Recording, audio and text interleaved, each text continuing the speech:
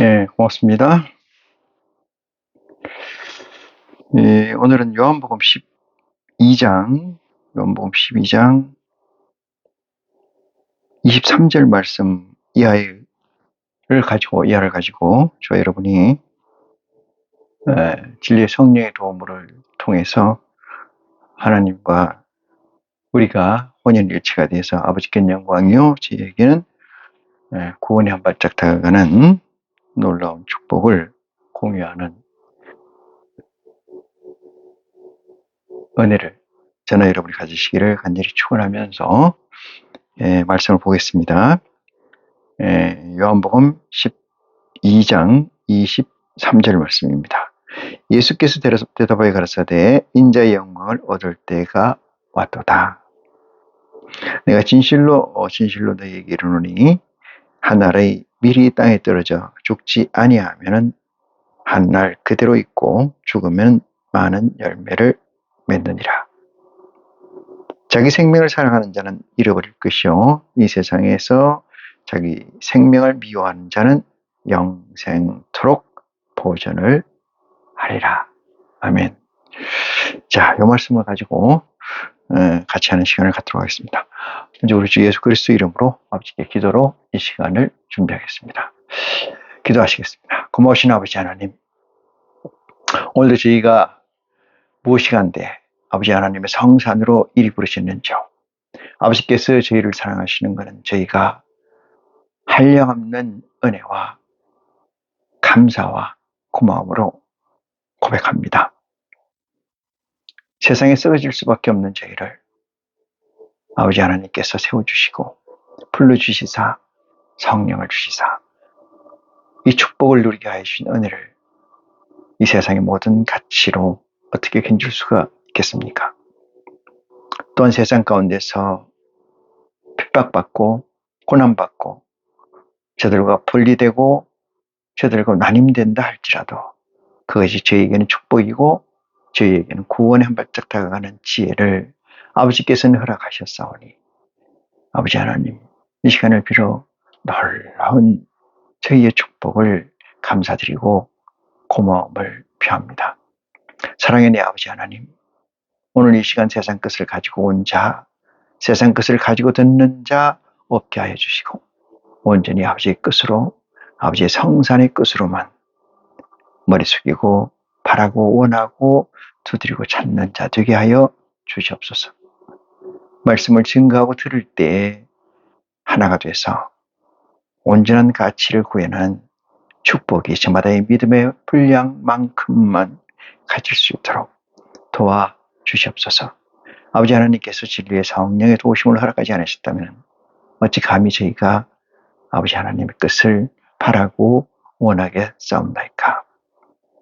그러나 우리는 특별한 초월적 가치가 있어서 또는 허락하셔서 아버지께서 이 자리를 또는 하늘의 보호자를 허락하신 줄 고백하오니 그 고백에 합당한 이 시간이 되게 하여 주시옵소서. 세상 것으로 아버지 것을 구하지 않고 아버지 것을 가지고 아버지를 구하는 축복이 우리 숙인 심령들에게 나타날 수 있도록 도와주시옵소서. 시작과 끝을 우리 주 예수 그리스도의 이름으로 아버지의 영광을 바라오며 기도하옵나이다. 아멘. 네.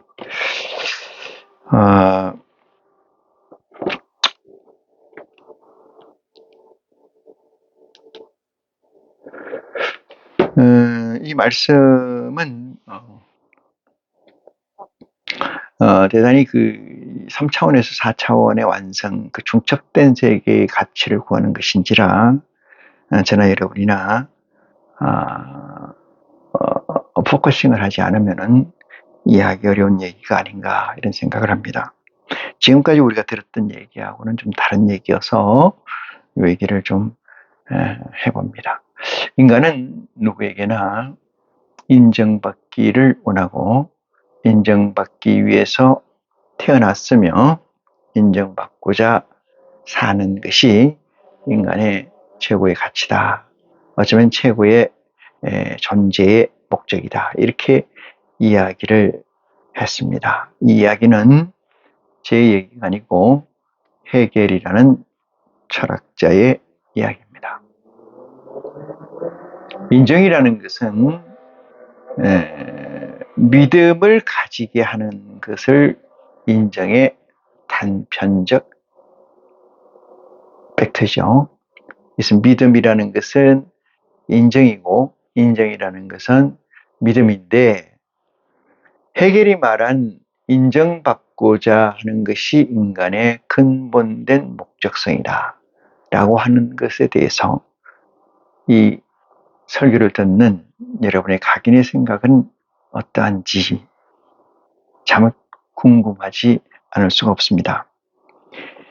인정이라는 것은 누구에게 받게 되느냐, 누구에게 받는 것이 제일 합당하고 누구에게 받는 것이 제일 온전하며 제일 영광스러운가, 그것은 저나 여러분이나 말할 것도 없이 우리 아버지 하나님에게가 되겠습니다마는, 이 세상에서는 누가 될까요? 그것은 각설하고 자기 자신과 제일 가까운 사람이란 사실을 놓치지 않는 지혜가 여러분에게 있기를 간절히 축원합니다. 그러나 세상 사람들은 가까운 데로부터 인정받기를 원하는 것보다는 먼 곳, 높은 곳, 가진 자 또는 지배자 또는 권위자, 이런 자들에게, 위정자들에게 인정받기를 원한다는 모순적 실제를 가지고 있습니다. 내 스스로 나라는 것은, 자아라는 것은 자아의 코어가 있는 거고, 코어라는 것은 내 목숨과 이꼴되는 가치인데, 내 목숨과 이꼴되는 이 코어의 확장이 종국에는 TVN에서도 자기의 확장이고 자기의 권위의 확장이다, 이렇게 말씀드릴 수가 있죠. 그러고 놓고 보면은 코어의 확장이라는 것은 헤겔의 철학을 가져와서 보면은 정반합이 반복됨으로 인해서 내 코어가 확장되고 자기 정체성이 더 돈독하게 되는 것인데, 이것은 TVN에서 사는 인간이라 할지라도 공리와 공존의 확장이라고 말할 수가 있습니다.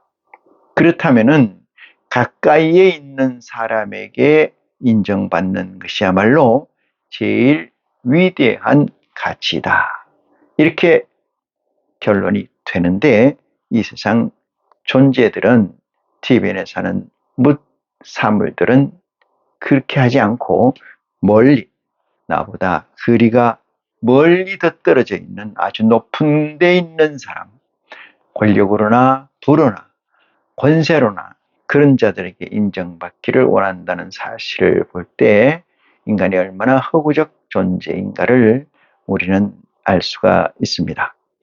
헤겔은 헤겔 철학에서, 법철학에서 이렇게 이야기를 합니다. 인정받기를 원하는 것은 그 상대가 있어야 되는 거고, 그 상대는 누구냐?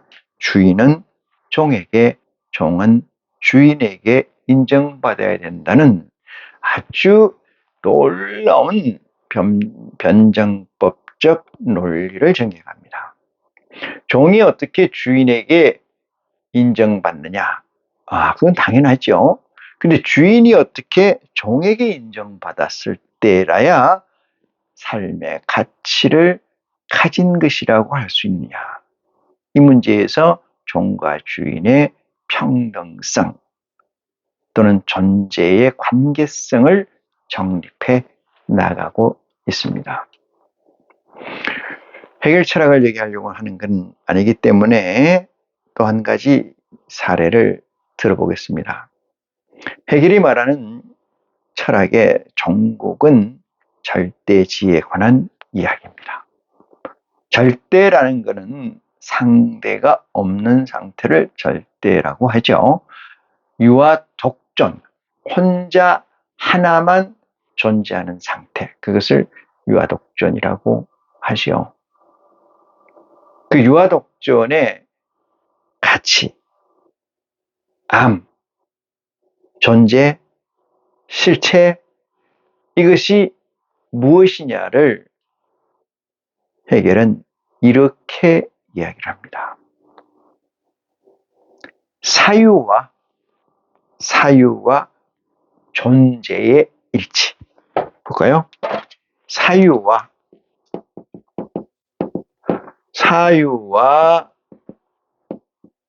존재의 일치. 사유와 존재의 일치. 이것을 절대시다. 절대시다. 이렇게 얘기를 해요. 이해가십니까? 절대지라고 얘기하는 것은 이걸 바꿔볼까요? 우리는 뭘로? 하나님으로. 이 하나님이라고 얘기하는 거는 저나 여러분이나 관계성이 없는 상태에서 얘기하는 거예요. 관계성이 없다는 것은 인카네이션 된 것을 무시하고 피조물의 일부로서 하나로서 얘기하는 칭호가 그냥 하나님이에요. 여기에 관계성을 들어가는 게 아버지가 되겠죠. 아버지 하나님, 내 하나님, 내 아버지 하나님 이렇게 되는 겁니다만은 이 절대지라는 실체는 그죠? 이 실체는 뭐냐? 이 실체가 뭐냐? 이거를 이렇게 얘기한다는 거예요. 사유와 존재의 일치된 포인트, 일치된 것, thing, 존재 이렇게 하나를 더 붙입니다. 뭐라고 더 붙이냐면 이렇게 더 붙여요. 사물과 지성의 일치다 이렇게 얘기해요. 사물 일사자를 써서 만물 물자를 써서 사물과 지성의 일치다 이렇게 얘기해요. 사물과 지성의 일치. 그리스도의 복음을 이해하는 데는 진리의 성령의 도움이 있으면 가능합니다. 육신을 가지고 있는 우리 존재여서 늘 서포트, 육체가 내 안에 담긴 보좌를 서포트한다는 것은 내가 진리의 성령에게 구하는 거예요. 뭐야? 백그라운드로서 내가 구하고 진리의 성령 거기에 쫓아서 커넥팅 되는 겁니다. 그래서 끊임없는 구함과 찾음과 두드림이 내 육체적 존재에서는 있어야 돼요. 그것은 내가 내 안에 있는 하나님의 보좌의 영을 보다 더 확장시키고 성장시키고 온전케 다가가게 하는 것이다.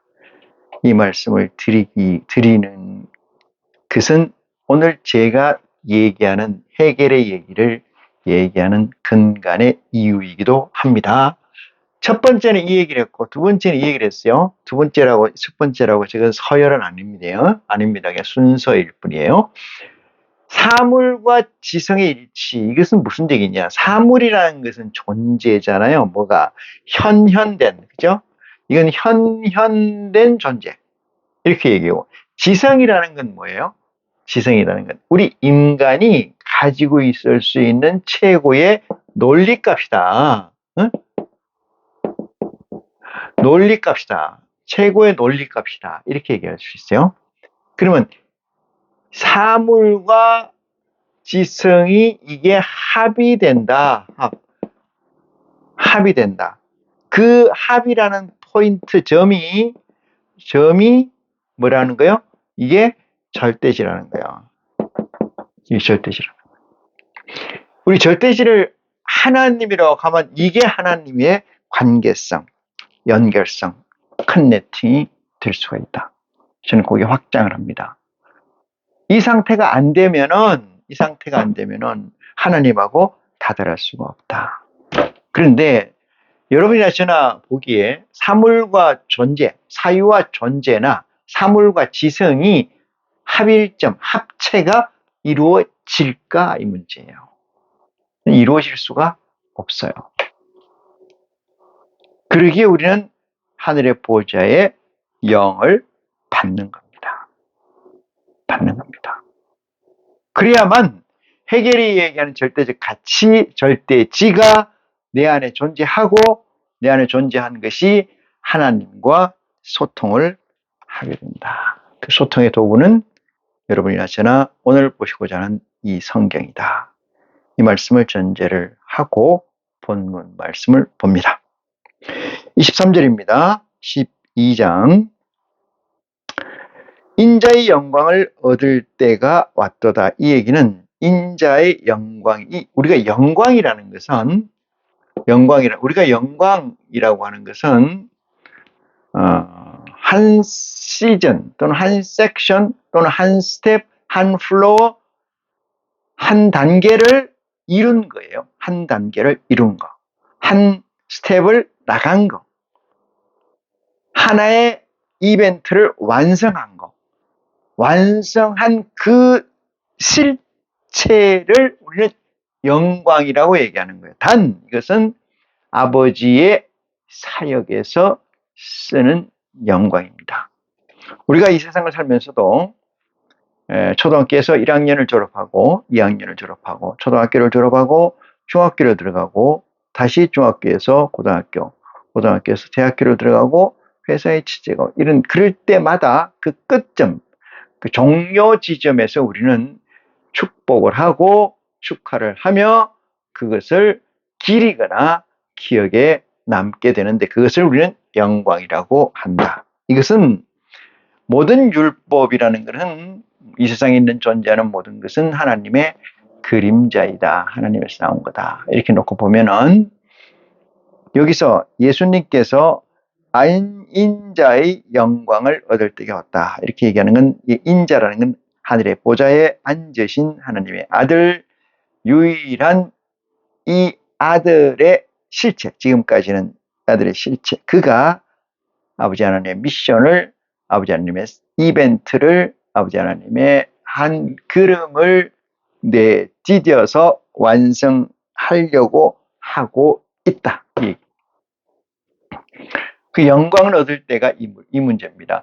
영광을 얻을 때라는 것은 사역의 시작점에서 종료점까지를 얘기할 수가 있어요. 사역의 시작, 이벤트의 시작에서 종료까지를 우리는 뭐라고 할 수 있다? 영광이라고 할 수 있다. 그것을 우리는 미션이라고 얘기하고 이벤트라고 얘기할 수는 있는데 실체는 이 세상에는 그렇지는 않죠. 그 끝점에 파이널 스테이지에서 완성을 했을 경우의 영광을 우리는 가진 그잖아요. 하나님의 속성에서 보면은 시작점에서 끝점까지, 그러니까 계단을 올라간다면 이 계단을 하나 올라간다면은 여기에서 여기까지가 풀로 전체가 뭐다? 영광이다. 글로리. 영광이 될 수 있다. 이 말이에요. 왜 그러냐면은 여기서 여기에서 여기에 가는 것이 뭐가 없어요? 에러가 없어요. 에러가. 착오나 착각이나 실수가 없다. 그래서 여기서 정할수 이렇게 간다. 그분이 전지전능하신 분이고 우리의 아버지시라는 사실을 놓치지 않는 여러분이 되시기를 간절히 축원합니다. 그럼 예수 그리스도의 영광의 풀 스토리는 뭐냐? 아버지 하나님께서 이 땅에 보내서 뭐를 하는 거예요? 씨앗을, 복음을 뿌리는 사역이고 그 뿌리는 사역의 완성을 하고 난 뒤에 십자가에 못 박아서 에덴 동산에서 있었던 불순종의 죄값까지 온전케 함으로 말미암아 하나님과의 관계, 하나님 에덴에서 생기를 받은 존재자들의 하나님과의 관계의 길을 열어 놓으시는 일까지를 말씀드릴 수가 있습니다. 그래서 여기서 영광이라는 것은 십자가를 지는 일과 하늘 우편에 오르시는 일을 포함할 수 있다. 포함하고 있다. 이렇게 말씀드릴 수가 있어요. 그러면서 예수님께서 뭐라고 말씀하시냐 볼까요? 내가 진실로 너희에게 이르노니 한 알의 밀알이 땅에 떨어져 죽지 아니하면 있어요. 한 알의 밀알이 땅에 떨어져 죽지 아니하면 한 알 그대로 있고 죽으면 많은 열매를 맺느니라. 요 말씀이 어떤 말씀인고 하니, 늘 중요성을 강조하는 입장에 있긴 합니다만은, 잘 보셔서 지혜로 완성하는 축복이 있기를 축원합니다. 한 알의 미랄이, 이 미랄이라고 쳐요. 이 미랄이 땅에 떨어져. 이 땅인데, 땅에 떨어져. 썩으면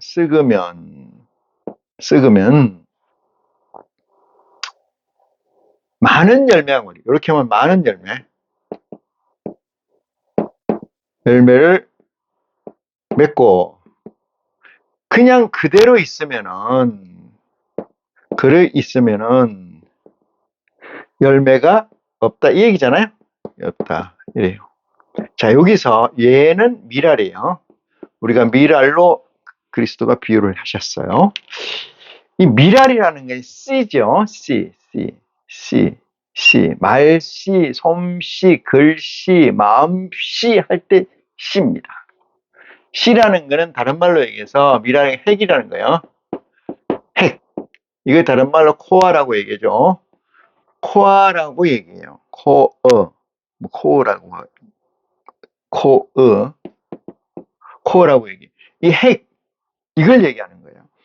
미를 보지 마시고 여러분.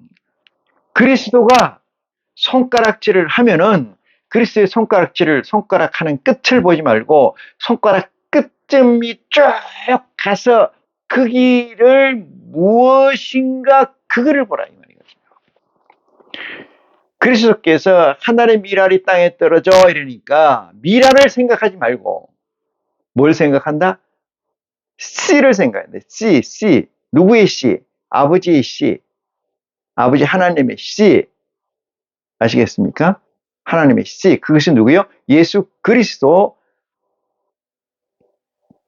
존재를 씨라고 하는 거예요. 그 자체를 씨라고 하는 거예요. 씨가 코어고 핵이다. 이것이 우리는 아까 헤겔이 얘기했듯이 사유와 물질의 합체, 사물과 이성의 합체, 그 경점이 아닌가 비유로 저는 설명을 드립니다. 하늘의 미랄이 땅에 떨어져 썩지 않으면 죽지 아니하면 한 알 그대로 있고 없어진다는 것은 미랄일 뿐이라는 뜻이요. 미랄일 뿐. 썩으면 여기 썩으면이라는 건 뭐예요? 썩으면 맞나요? 썩으면 어떻게 된다는 거예요? 실체가 사라지면은 이 뜻이에요. 이 미랄의 실체가 사라지면은 어떤 일이 벌어진다? 사라지면은 많은 열매를 맺는다. 그렇죠? 많은 열매를 맺는다. 썩어서 사라지면 이게 무슨 얘기일까? 썩어서 사라지면은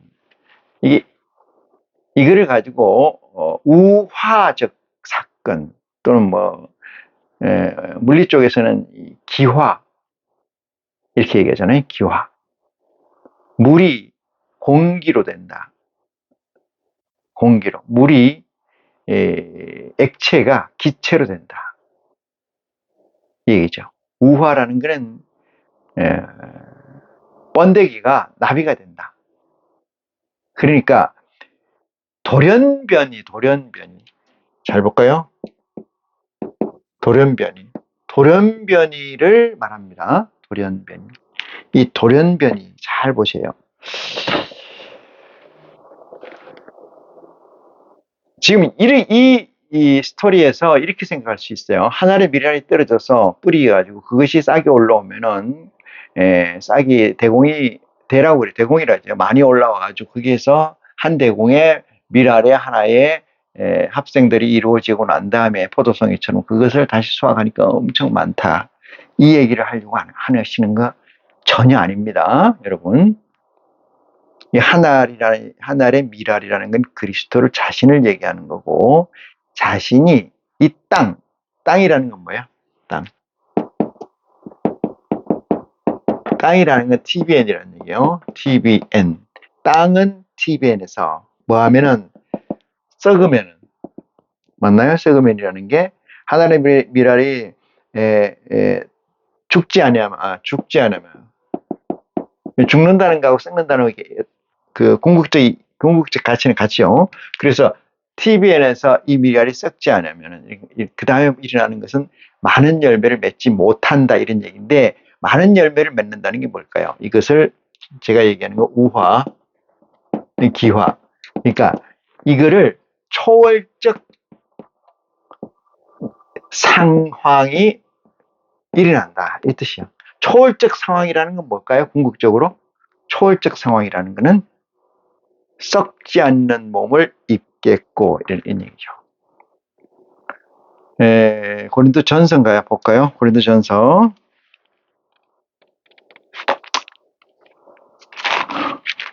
10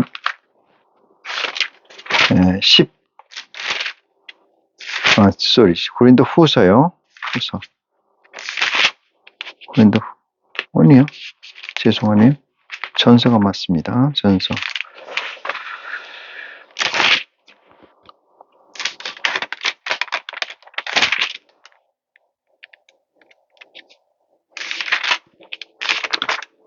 어디 갔나?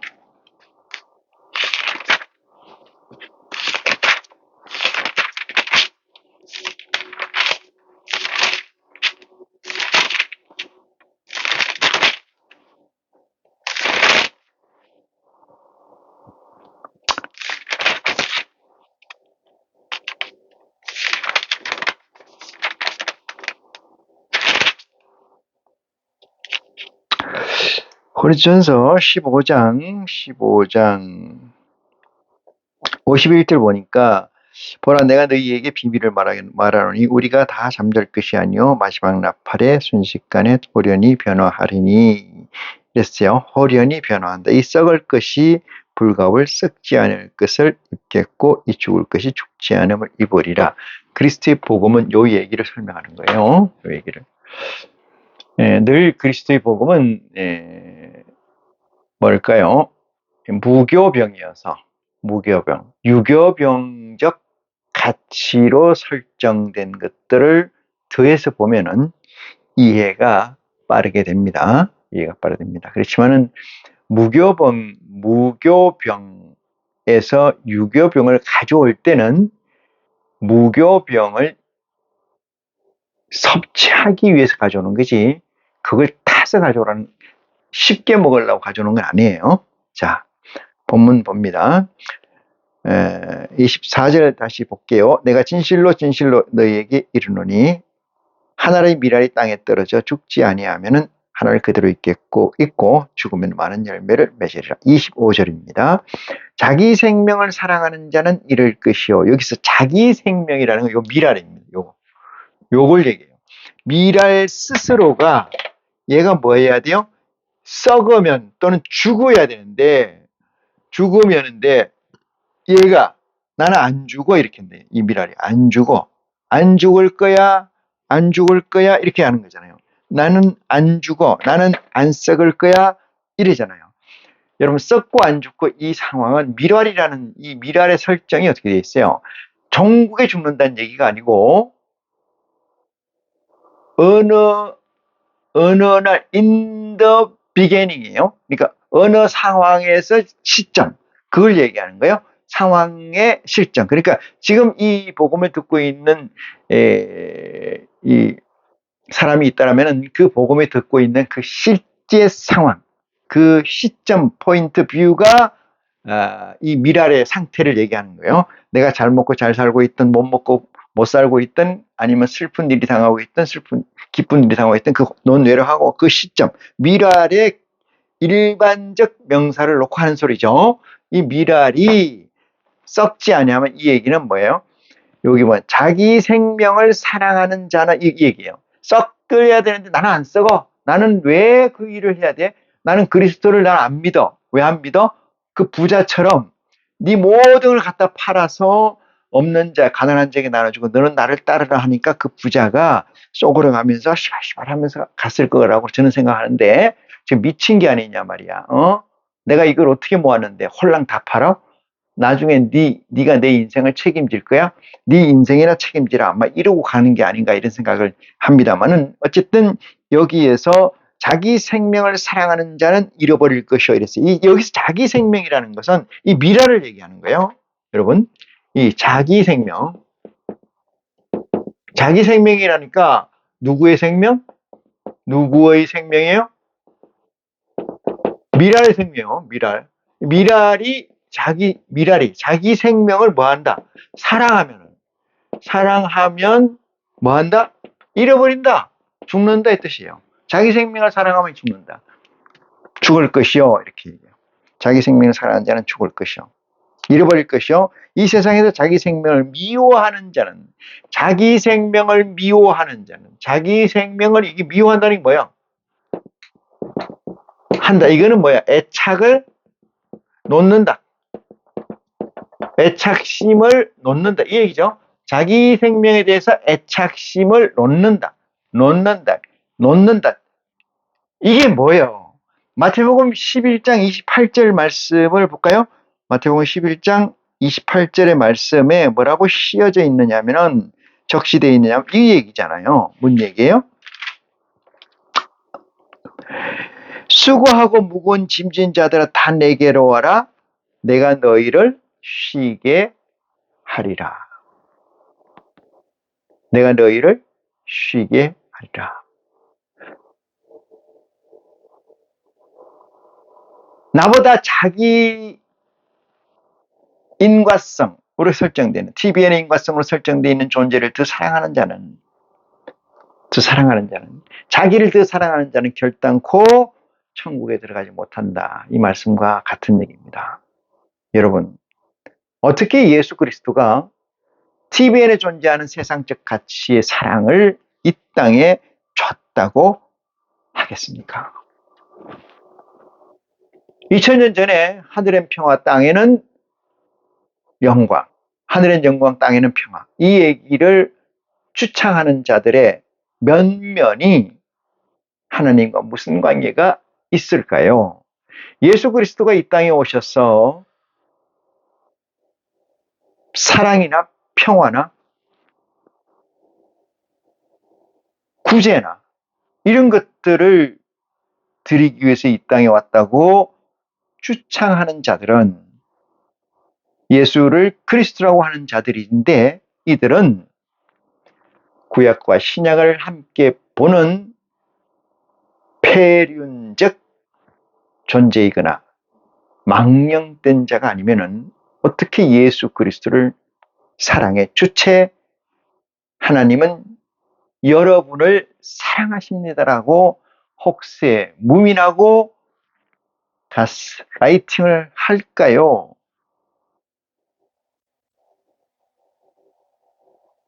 자기 목숨을 사랑하는 자. 자기 목숨을 사랑하는 자. 25절 자기 생명을 사랑하는 자는 잃어버릴 것이요. 전국에 뭐예요? 잃어버린다는 거 아닙니까? 이 말씀을 믿습니까? 이 말씀을 믿습니까? 믿는다는 건 뭐죠? 그리스도의 복음을 믿는다는 것은 내 코어와 합체가 됐다 이 뜻이에요. 내 코어와 합체됐다. 코어라는 거는 이게 다른 말로 해서 모나드라고 봅시다. 모나드. 영민한 모나드라 그러면은 모나드가 이렇게 있어요. 합체가 되면 이거를 화이트헤드는 합성이라고 얘기합니다만은 여기서 합하는 일이 생겼다 그러면은 합체가 완성됐다, 마침이 됐다고 하면은 여기 있는 거나 여기 있는 거나 여기 있는 거나 여기 있는 거나 여기 있는 거나 시공을 잃습니다. 잃어버린다. 시공을 초월한다. 시공의 지배를 받지 않는다. 그 얘기예요. 합쳤다면은, 코어가 합체가 됐다면은, 모나드라면은, 그래서 이쪽에 이제 들어오는 중입니다. 지금 오는 중입니다. 어디까지, 이까지. 그런 게 없어요. 프로세싱이 없습니다. 우리가 생각하는 뉴턴 역학이 지배하는 이 세상에서 가지고 있는 논리성은 벗어나요. 우리가 흔히 미확인 비행물체라고 해서 UFO라고 합니다만은 이 UFO의 성격이 왜 우리가 대단한 것 중에 하나가 뭐냐면은 우리가 가지고 있는 중력, 이 세상에 지배하고 있는 네 가지의 큰 이 힘이 있는데 그 중에 중력이 좀 제일 크다고 보면은 우리 쪽에서는 중력을 초월하는 스피드를 내고 있다. 이 사실이거든요. 자, 그래서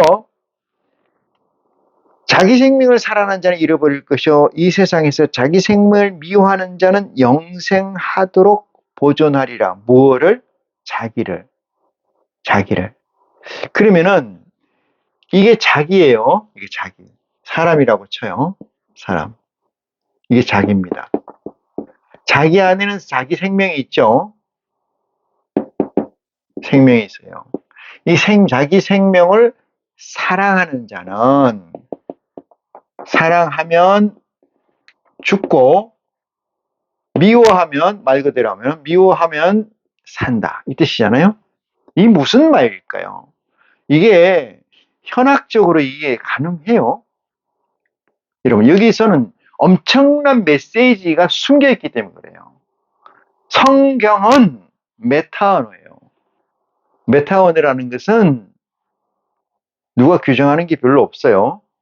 메타언어라는 것은 실체가 없는 상태를 놓고 실체를 설명하는 걸 설명하는 모든 언어를 메타언어라고 합니다. 바디랭귀지까지 해서 손짓, 몸짓, 목소리, 리듬 모든 것이 메타언어예요. 성경도 메타언어입니다. 어떻게 이게 가능하냐? 자기 생명을 미워하면은 살고 자기 생명을 사랑하면은 죽는다 이 얘기예요. 여기에서 뭐가 있을까요? 뭐가? 인풋이 있어야 돼요. 네? 인풋이 있어야 돼요. 인풋이 뭐예요? 인풋이 하늘 보좌의 성령이에요. 성령이 들어오는 거예요.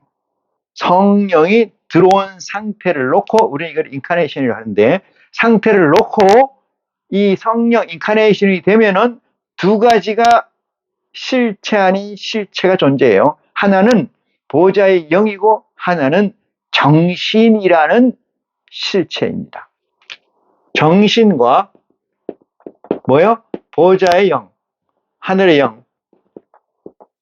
이 두 가지가 있다 이 말이죠. 그래서 여기서 자기 생명을 사랑한다는 것은 정신을 우선하면 이 뜻이에요. 두 번째는 자기 생명을 미워하면 이 얘기는 뭐예요? 보좌의 영을 자기 생명을 미워한다는 건 보좌의 영을 우선하면 이렇게 돼요. 살 것이요. 어떻게 산다? 영생하도록 보존한다. 영생하도록 보존한다. 우리가 흔히 영생이라고 하면은 이 영생이라고 하면 영원히 산다. 그죠? 영원히 산다. 이렇게 생각하잖아요.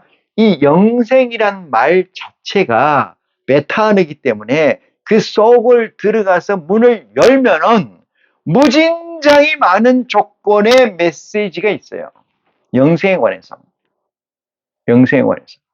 우리는 그걸 뭉뚱그려서 하나님 믿으면 영생한다며 이렇게 얘기하죠.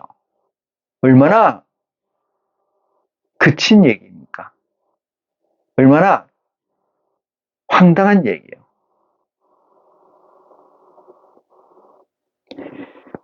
영생하도록 보존하리라 이렇게 얘기를 합니다.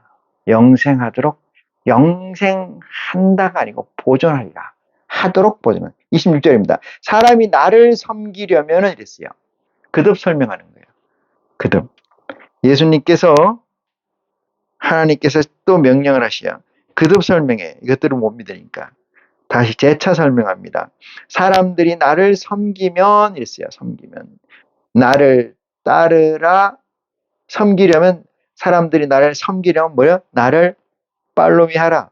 따르라. 나 있는 곳에 나를 섬기는 자도 극이 있으리니.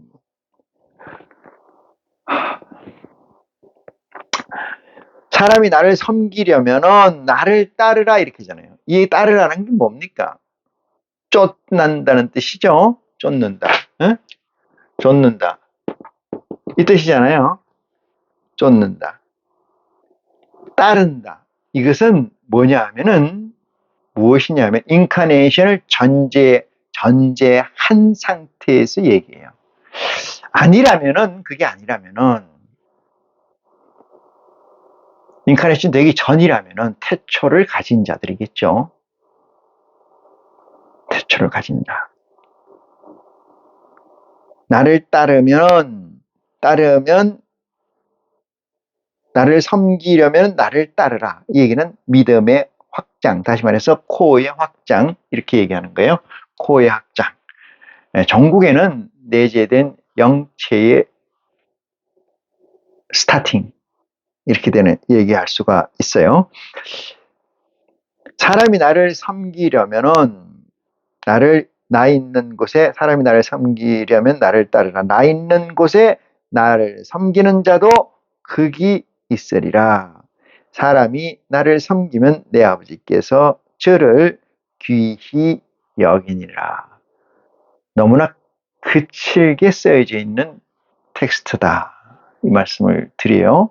이 말씀 가지고도, 이 문장 가지고도 엄청난 하늘의 메시지가 감춰져 있다는 사실을 지혜롭게 깨닫는 축복이 여러분에게 있기를 간절히 축원합니다. 지금 내 마음이 민망하니 이랬어요. 내 마음이 민망하니. 왜 민망할까요? 민망이라는 표현을 우리 인간적 표현으로 보면은 보기가 좀 부끄럽다 이런 뜻이에요. 보기가 부끄럽다. 왜? 내가 한 행동이, 내가 한 사건, 이벤트가 부끄럽다. 왜 부끄러울까요? 민망하니. 무슨 말을 하리요? 무슨 말을 하겠습니까? 왜 민망하다고 할까요? 여러분, 민망, 아까 얘기했듯이요. 내가 좀 말을 이렇게 했지만 부끄럽다. 이 얘기는 뭐예요? 말에 씨가 없다는 말. 말에 씨앗이 없다. 말한 것의 추수가 없거나 보이지 않는다. 배지 않는다. 이 뜻이에요. 말한 것의 씨앗이 없거나 말한 것의 추수가 없거나 그 어떠한 가능성도 보이지 않는다. 이 상태를 그리스도께서는 민망히 여겼다. 이 뜻입니다. 민망히 여겼다. 이게 무슨 얘기냐? 어떻게 보면은 원맨쇼를 하신 게 아닌가. 그래서 그렇게 생각하신 거 아닌가 이 생각이 들어요. 원맨쇼. 얼마나 참 처절합니까? 그 다음 구절을 봅니다. 그 다음 구절. 무슨 말이 하리니까 아버지여 나를 구원하여 이때를 면하게 하여 주옵소서. 이러잖아요. 이게 이중성, 그러니까 주체가 두 개다 이 말이죠.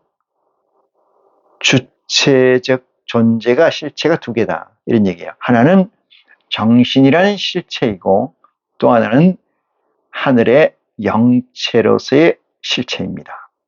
물론 정신이라는 것을 실체로 넣느냐 마느냐는 이 문제는 인카네이션이라는 특수성 때문에 실체로 잡는 거죠. 그렇지 않으면 실체로 얘기할 필요가 없다. 이 말씀을 드립니다. 그래서